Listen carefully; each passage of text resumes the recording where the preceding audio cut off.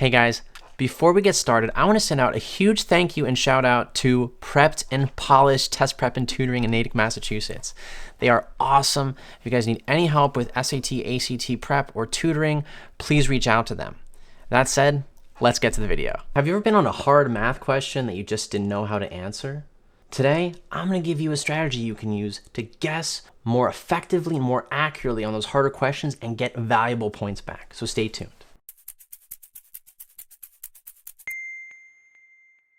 Guys, my name is Andre, and I'm the president and founder of Critical Point Test Prep. Before I give you the tip, please smash that like button and subscribe for more awesome videos with Harambe, our buddy back here. Guys, here's the tip. If you're on a harder math question, on section 3 of the SAT, like let's say questions 10 to 15, or section 4, questions 20 to 30, on the ACT, questions 50 to 60, if you're on one of those harder math problems, you probably don't want to guess on an answer choice that looks like a figure or number in the question itself. Let's think about this from the test maker's perspective. If you're a test maker designing a hard question, you know most students aren't going to be able to answer the question. And you know that when most students who can't answer the question see, for example, a square root of 3 in the question and a square root of 3 in the answer choice, are going to say, oh, square root of 3 up there, square root of 3 in the answer? Well, let me just circle A with the square root of 3. I might get lucky. I'll pray to sweet baby Jesus that it's correct. And you know most students are going to do that. So most of the time, those answers are traps. So let's look at some examples in SATs and ACTs of exactly what I'm talking about and how we can apply this. We're going to start by taking a look at number 12 on section 3 of the official SAT practice test 1. Now remember, keep in mind where we are on this section. We are on question 12 out of 15 of the multiple choice. So in theory, we should be entering difficult territory here. When we look at number 12, we see a line on the xy plane passes through the origin and has a slope of 1/7. Which of the following points lies on the line? Now, because I've done this question before, I can tell you that the only answer that's correct is D, 14.2. Now, probably notice all the other answers have a 7 in them. So we see a 7 here, a 7 here, here, here, here. We don't see a 7 in answer choice D, 14.2. So if we had to guess on this one because we didn't know how to answer it, D might be a good option. Let's look at another question. I wanted to point out question 14 as a bonus tip. If you're on a harder math question and a possible answer is the value cannot be determined from the information given, you can almost always eliminate that one. Because remember, test makers are not nice. They know students who can't solve this problem are going to gravitate toward D. And so why on earth would they make D correct on a harder question like 14? Now, this is actually a good example of a question that you can't necessarily use this strategy on. All of these answer choices, except for B, deal with numbers that were in the question already. So I'll just tell you, the correct answer here was A, 2 to the 12th. But we see a 12 here and we see a 2 here. So this would be an example of a question you can't really use this strategy for. Okay, we're looking at number 28 out of the 30 multiple choice questions on section 4, and this is from official SAT practice test 3. The question reads, in planning maintenance for a city's infrastructure, a civil engineer estimates that starting from the present, the population of the city will decrease by 10% every 20 years. If the present population of the city is 50,000, which of the following expressions represents the engineer's estimate of the population of the city t years from now?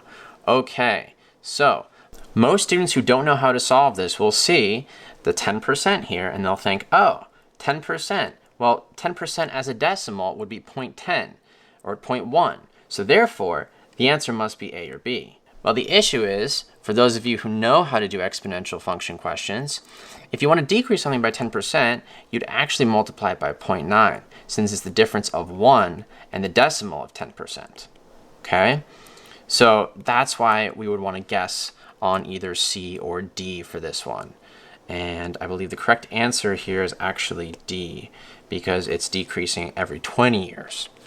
All right, now this question is number 15 from official SAT practice test 7. Now, this is a great example of a question where a lot of students would see the -2 here and think, oh, the answer must be 2 or the square root of 2. Okay, so in this case, the correct answer is actually D. All right, so we'd probably want to guess on B or D if we had to and we had no idea how to answer this. But the reason why is because after we pull a 1/3 out of this expression, it actually leaves us with x squared minus 6. And the reason why we could test that is because if we distribute this 1/3 back to this term here, we find that 1/3 of -6 is -2. So we would end up with our original expression. Okay, so number 15 on section 3 is supposed to be a harder question, and we should anticipate if we have to guess, it's probably going to be on an answer choice that does not look like values in the question if those answers are available.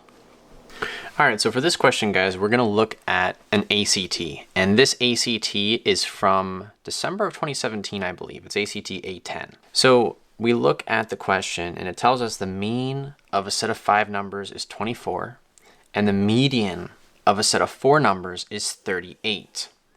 Which of the following is equal to x minus y?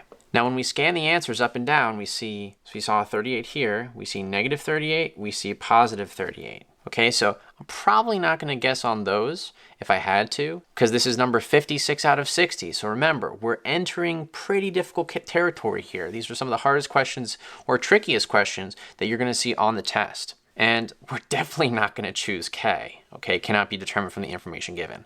On the harder math question, remember, that is not going to be a good answer to guess on. The correct answer in this case, I believe, is... it's either H or G. I would have to solve this again. But you definitely wouldn't want to guess on F, J, or K for this particular question.